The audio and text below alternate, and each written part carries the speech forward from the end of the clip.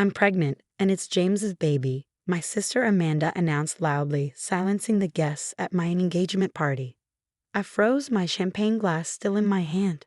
Everyone turned to look at her. She stood there in a blue dress, one hand on her stomach. Beside me, James turned pale, his grip on my waist loosening. My name is Olivia Parker. I'm 28 years old, and in that moment, I watched my perfect life fall apart. The fairy lights we had hung earlier now felt like they were mocking me. It's been happening for months, Amanda continued, crying. We never wanted to hurt you, but we're in love. People turned to me, waiting for a big reaction, but I stayed quiet. I had learned long ago that silence could be more powerful than words. Olivia, sweetheart, my mom said, stepping forward. We need to talk about this as a family. Amanda is going through a hard time. Of course she was.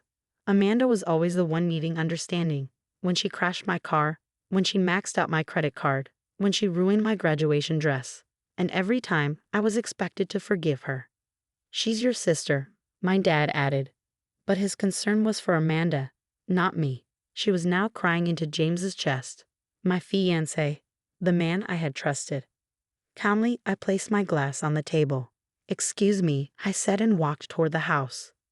Olivia, wait. My mom followed me into the kitchen. You can't just leave. Amanda is pregnant. This changes everything. I looked at her, my voice steady. You're right, it does. She sighed in relief. Then you understand. We need to support Amanda. She's fragile. I almost laughed. Even now, it was all about Amanda. I understand, I said, picking up my car keys. Where are you going? She asked in panic. We need to talk. Amanda has you, I replied. She always has. As I walked to my car, James called my name. I didn't turn around. I didn't cry. I didn't give them the satisfaction of seeing me break. Instead, I drove to the one place I knew I could think clearly, my grandmother's cottage by the lake. What no one knew was that I had suspected this for weeks. James's secret texts, his unexplained meetings, Amanda's sudden illnesses, it all made sense. But I hadn't just suspected. I had prepared. 2 weeks ago, I hired a private investigator. 1 week ago, I moved my important belongings into a safety deposit box. 3 days ago, I started removing James from our joint accounts, and yesterday, I convinced him to take a DNA test, pretending it was for insurance. Sitting on my grandmother's porch, I ignored the flood of messages from James, Amanda, and my parents. Instead, I called the one person who had never believed Amanda's lies, my Aunt Sarah. I saw Amanda's little show on Facebook Live, she said. She always loved drama. She says she's pregnant, I told her. So she says, Aunt Sarah replied. But you didn't call me just to cry, did you? No, I said, sitting up straighter. I need your help. Does it involve making Amanda and James regret this? It might. I'm in, she said. What's the plan? For the first time that night, I smiled. First, we wait for the DNA results. Then, we show them what real family loyalty looks like. That night, as I lay in bed, my phone finally stopped buzzing. My family probably thought I was somewhere crying, waiting to forgive them. They thought they knew me, the quiet, responsible one who always put family first. But they have forgotten something. I was also my grandmother's granddaughter, and she had taught me that sometimes the quiet ones are the most dangerous. I opened her old journal, the one where she had written about handling betrayal and getting justice. Sometimes, dear, she had written, the best revenge is letting people think they've won, until they realize they've lost everything. I smiled. Amanda had chosen the moment to ruin my life, but I would choose the moment to reveal the truth. The DNA results would arrive in 2 months. Until then, I had work to do. The next 2 months tested my patience. I watched from a distance as Amanda and James played the happy couple, fully supported by my parents. Amanda even moved into my old apartment, the one I had shared with James, while I stayed at my grandmother's cottage, quietly putting my plan into action. They're telling everyone you had a breakdown. Aunt Sarah told me one morning over coffee. Amanda's acting like the caring sister, stepping in to support James while you recover. I calmly stirred my coffee. What else? They're having an engagement party next week. Your mother is calling it a celebration of new beginnings. Aunt Sarah rolled her eyes. Linda's pretending you never existed. That was my mother's specialty, rewriting history. Now she'd had turned me into the unstable one, while Amanda was the responsible sister creating a happy family. If only they knew what I had found. The private investigator's report had everything: hotel security footage, time-stamped photos, credit card statements, but the most important detail: medical records that would soon change everything. "Are you sure about this?" Aunt Sarah asked as I looked over the documents. "Once you do this, there's no going back. Your relationship with your parents was over the moment they chose Amanda's lies," I said. Again, my phone buzzed. A notification from the lab. The DNA results were ready. The timing was perfect. Tonight was Amanda and James's engagement party, hosted by my parents at their country club, the same place where, 3 months ago, James had proposed to me. "Ready?" Aunt Sarah asked as we parked outside. I smoothed my black dress. Power, not warning. Absolutely. Even from the entrance, I could hear the party. Amanda's laugh rang out, and my mother's voice proudly introduced her expecting daughter and future son-in-law. Then silence. "Olivia," my mother said, forcing a smile. "This is a private party." "I won't stay long," I said. "I just came to share some news." Amanda stepped forward, her hand protectively over her growing belly. "Haven't you caused enough drama? We're trying to celebrate." I smiled, remembering my grandmother's advice. Let them think they've won. I actually brought a gift. I pulled an envelope from my purse. James's DNA test results. James, who had been standing stiffly since I arrived, went pale. "That was for insurance," he stammered. "It's private." "Oh, but family matters should be discussed openly," I said, using my mother's favorite phrase. "Right, Mom?" My father stepped in, his face angry. "That's enough, Olivia. You're making a scene." "No," I said quietly. "Amanda made a scene at my engagement party. I'm just finishing it." I opened the envelope slowly. "These results show something interesting. Something that makes it impossible for James to be your baby's father." Amanda's face drained of color. Behind her, James looked confused, then shocked, then furious as the truth hit him. "You're lying," Amanda whispered. "Science doesn't lie," I said. "But you do. About the pregnancy. About James. About everything." "Amanda." James's voice was hoarse. "What is she talking about?" I pulled out another document.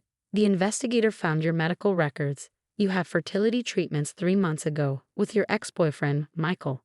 The one you've been secretly seeing." Gasps and whispers filled the room. My mother swayed, reaching for support. "The timing is perfect," I continued. "You got pregnant right after James and I announced our engagement, and since Michael left you, I let the meaning sink in." "You planned this?" James asked Amanda, his voice rising. "All of it." Tears welled in Amanda's eyes, her usual move. "I was desperate.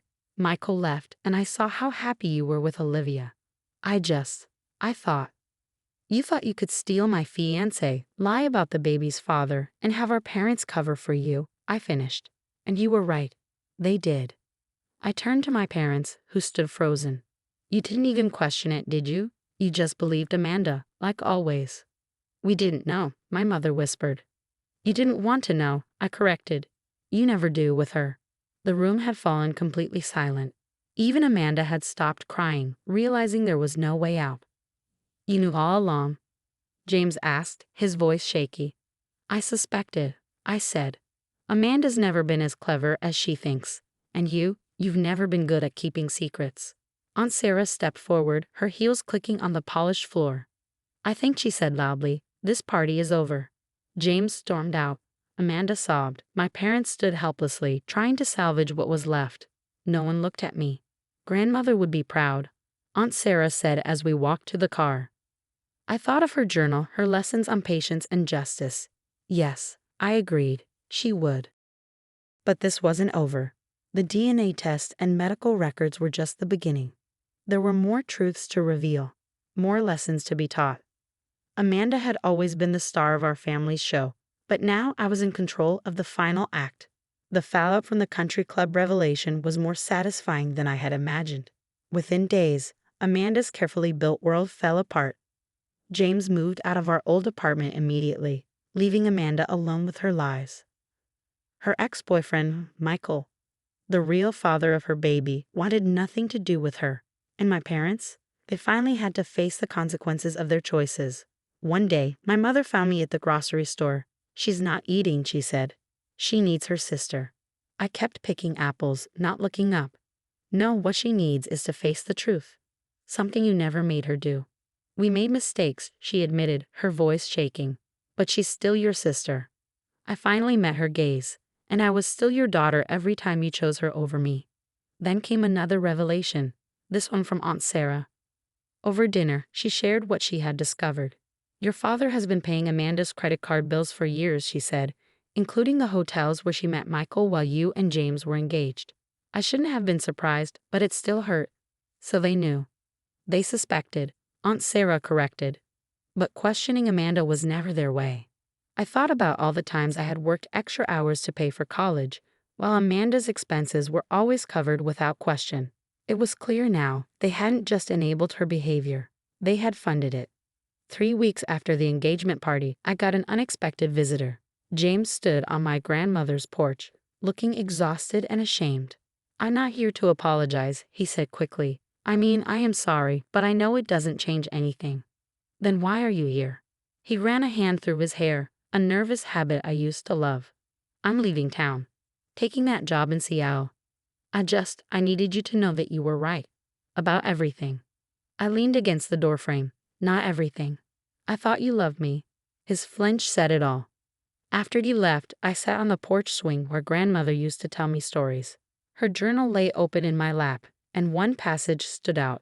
"The greatest victory isn't in destroying those who hurt you, but in rebuilding yourself stronger than before." Then came the final twist, one that changed everything. One morning, Aunt Sarah arrived with a stack of legal papers. "I found these in Mother's safety deposit box," she said, spreading them on the table. "Looks like grandmother left you more than just the cottage." The documents revealed a trust fund in my name, one meant to help with my wedding and a future home. She had also kept records of every dollar my parents had taken from her to cover Amanda's expenses over the years. "There's a letter for you," Aunt Sarah added, handing me an envelope. In grandmother's neat handwriting, it read, "My dearest Olivia, if you're reading this, they finally pushed you too far. Use these documents wisely. Sometimes the best revenge is letting people face the consequences of their own actions." I followed her advice. My lawyer sent copies of the financial records to my parents with a simple note. The truth has a way of revealing itself. 2 days later, Amanda moved back home, her perfect future in ruins. My parents could no longer deny what they had done. "What do you want from us?" my father asked over the phone, his voice heavy with defeat. "Nothing," I said honestly. "I don't want anything from you anymore." That was the real victory, not punishing them, but freeing myself. 6 months later, I sold my share of the family property. Amanda tried to fight it, but the documents were airtight. I used the money to buy a small bookstore near the cottage, something I had always dreamed of but never pursued because my parents wanted me to be practical. Aunt Sarah helped me renovate, and on opening day she gave me a special gift. Grandmother's journal, rebound in leather with a new inscription. For Olivia, who learned that the quietest voice often speaks the loudest truth. I keep the DNA test results in my desk drawer, not as a reminder of betrayal, but as proof of my strength. Amanda still lives with our parents, her baby due any day now. I hear things about them sometimes, but their drama no longer touches me. Last week, I got a wedding invitation from James. He's marrying someone new in Seattle. I sent it back unopened. Some chapters are better left closed. Now, as I sit on the cottage porch watching the sunset over the lake, I finally understand what grandmother meant about victory. It's not about winning the fight, it's about choosing your own path forward. Amanda's betrayal didn't break me. It set me free, and that is the best revenge of all.